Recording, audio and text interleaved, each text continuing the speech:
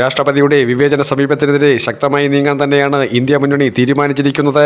രാഷ്ട്രപതിയെ ഒരു കളിപ്പാവയാക്കി അവരെ കൊണ്ട് BJP അജണ്ടകൾ നടപ്പിലാക്കാൻ ശ്രമിച്ചാൽ കയ്യും കെട്ടി നോക്കി നിൽക്കാൻ കഴിയില്ല എന്ന പ്രതിപക്ഷ നിലപാട് ഒന്നുകൂടി ഉറപ്പിക്കാൻ വേണ്ടിയുള്ള തീരുമാനങ്ങളാണ് ഇപ്പോൾ അണിയറയിൽ നടത്തിക്കൊണ്ടിരിക്കുന്നത്.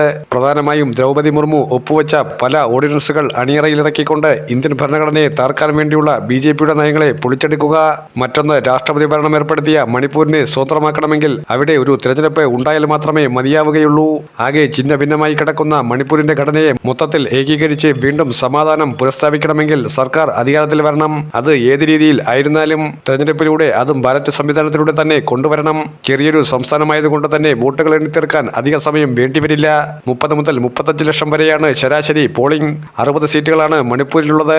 കഴിഞ്ഞ തവണത്തെ പോലെ ആയിരിക്കില്ല ഫലമെന്ന് BJPക്ക് അറിയാവുന്നത് കൊണ്ട് തന്നെ അവർ തെരഞ്ഞെടുപ്പിന് ശുപാർശ ചെയ്യാൻ വളരെയധികം കാലതാമസമെടുക്കുന്ന ഒരു സമീപനമാണ് സ്വീകരിക്കുന്നത്. കാരണം അവർക്കറിയാം ബീരൻ സിംഗ് ഇനി ഒരിക്കലും മുഖ്യമന്ത്രിയാകില്ല. മണിപ്പൂരിൽ ഇനി BJPക്ക് അധികാരം കിട്ടുന്ന കാര്യം നടക്കില്ല എന്നുള്ളത് അവർക്കറിയാം. വടക്കുകിഴക്കൻ സംസ്ഥാനങ്ങളൊന്നും ഇനി BJPക്ക് അനുകൂലമായി ചിന്തിക്കില്ല എന്ന ഭയം അവരെ പിടികൂടിയിട്ടുണ്ട്. ദ്രൗപദി മുർമു രാഷ്ട്രപതി സ്ഥാനത്ത് നിന്നും മാറിയാലും മറ്റൊരു വ്യക്തിയെ കളിപ്പാവയെ പോലെ കൊണ്ടുവന്ന് BJP കൃത്യമായ ചൂഷണം അവരെ ഉപയോഗിച്ച് നടത്തും. കൃത്യമായി പറഞ്ഞാൽ അവരുടെ പദവിക്കും അന്തസ്സത്തയ്ക്കും ചേരാത്ത രീതിയിലുള്ള എല്ലാ കാര്യങ്ങളും അവരെ കൊണ്ട് തന്നെ ചെയ്യിപ്പിച്ച് അതിന്റെ പഴി മുഴുവൻ രാഷ്ട്രപതിക്ക് ഒറ്റയ്ക്ക് തലയിൽ ചുമക്കേണ്ട ഗതികേട്. ആ സ്ഥാനത്തു നിന്നും രാജിവെച്ചാലും കാലാവധി പൂർത്തിയാക്കി ഒഴിഞ്ഞാലും അതിന്റെ നാണക്കേട് മാറില്ല എന്നുള്ളതാണ് യാഥാർത്ഥ്യം. ഇത്തരത്തിൽ മുമ്പും പലരെ കൊണ്ടും അത് ക്രമാതീതമായി ചെയ്യിപ്പിക്കാൻ ശ്രമിച്ചിട്ടുണ്ട് എന്നുള്ളതിന് യാതൊരു സംശയവുമില്ല.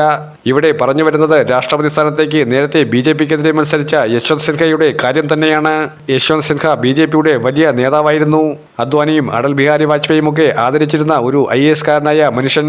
യശ്വന്ത് സിൻഹയ്ക്ക് നരേന്ദ്രമോദിയുടെ കള്ളക്കളിയൊന്നും അംഗീകരിക്കാൻ താല്പര്യമില്ലാത്തത് കൊണ്ട് പാർട്ടിയിൽ നിന്നും അദ്ദേഹത്തെ അടിച്ചു പുറത്താക്കി.